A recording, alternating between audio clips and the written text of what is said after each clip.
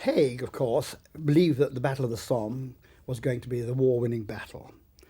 He was always the eternal optimist, of course. It might be called his greatest strength. Some would regard it as one of his weaknesses. Rawlinson, on the other hand, had much more limited ideas about what was going to be achieved. He hoped to make a break in, and perhaps even a limited breakthrough, but he had no idea of finishing the war with this great devastating blow. Now, Haig and Rawlinson were old friends. In fact, Rawlinson was in many ways a protege of Haig. He'd been keeping an eye on him for several years from before the First World War.